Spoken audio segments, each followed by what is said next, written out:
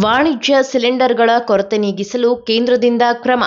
ಅಗತ್ಯತೆಯ ಸುಮಾರು 20% ಪ್ರಮಾಣದ ಕೋಟಾದಡಿ ಪೂರೈಕೆ. ಕೇಂದ್ರದ ಉನ್ನತ ಮಟ್ಟದ ಸಭೆಯಲ್ಲಿ ಮಹತ್ವದ ನಿರ್ಧಾರ. ಮಧ್ಯಪ್ರಾಚ್ಯದ ಯುದ್ಧದ ಬಿಕ್ಕಟ್ಟಿನಿಂದಾಗಿ ಎದುರಾಗಿದ್ದ ಎಲ್ಪಿಜಿ ಸಿಲಿಂಡರ್ ಪೂರೈಕೆಯ ಅಡೆತಡೆಗಳನ್ನು ನಿವಾರಿಸಲು ಕೇಂದ್ರ ಸರ್ಕಾರ ಮಹತ್ವದ ಕ್ರಮ ಕೈಗೊಂಡಿದೆ.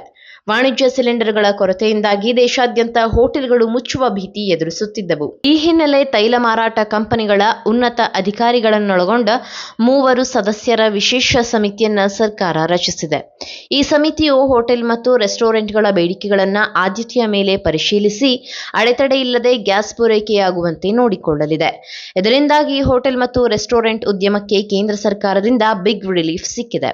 ಎಲ್ಪಿಜಿ ಸಿಲಿಂಡರ್ ಪೂರೈಕೆಯಲ್ಲಿ ಎದುರಾಗಿದ್ದ ಅಡೆತಡೆಗಳನ್ನು ನಿವಾರಿಸಲು ಮಹತ್ವದ ನಿರ್ಧಾರ ಕೈಗೊಳ್ಳಲಾಗಿದ್ದು, ಇನ್ಮುಂದೆ ವಾಣಿಜ್ಯ ಅಡುಗೆ ಮನೆಗಳು ಸ್ಥಗಿತಗೊಳ್ಳುವ ಭೀತಿ ತಾತ್ಕಾಲಿಕವಾಗಿ ದೂರವಾಗಿದೆ. ಪೆಟ್ರೋಲಿಯಂ ಸಚಿವ ಹರ್ದೀಪ್ ಸಿಂಗ್ ಪುರಿ ಅವರ ಅಧ್ಯಕ್ಷತೆಯಲ್ಲಿ ನಡೆದ ಉನ್ನತ ಮಟ್ಟದ ಸಭೆಯಲ್ಲಿ ಪ್ರಸ್ತುತ ಅನಿಲ ಕೊರತೆಯ ಪರಿಸ್ಥಿತಿ ಹಾಗೂ ಅದರ ಪರಿಣಾಮಗಳ ಬಗ್ಗೆ ಚರ್ಚಿಸಲಾಯಿತು.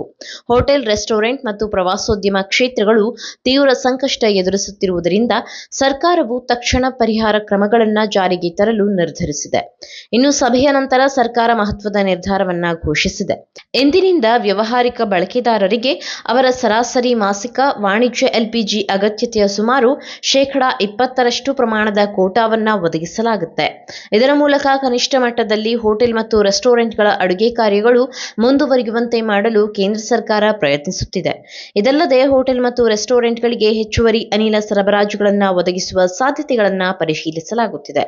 ಪೆಟ್ರೋಲಿಯಂ ಮತ್ತು ಪ್ರವಾಸೋದ್ಯಮ ಸಚಿವಾಲಯಗಳು ಪರಸ್ಪರ ಸಹಕಾರದೊಂದಿಗೆ ಉದ್ಯಮದ ಪ್ರತಿನಿಧಿಗಳೊಂದಿಗೆ ನಿರಂತರ ಸಂಪರ್ಕದಲ್ಲಿದ್ದು ಸಮಸ್ಯೆಗಳನ್ನು ತ್ವರಿತವಾಗಿ ಪರಿಹರಿಸುವ ಪ್ರಯತ್ನ ನಡೆಸುತ್ತಿದೆ.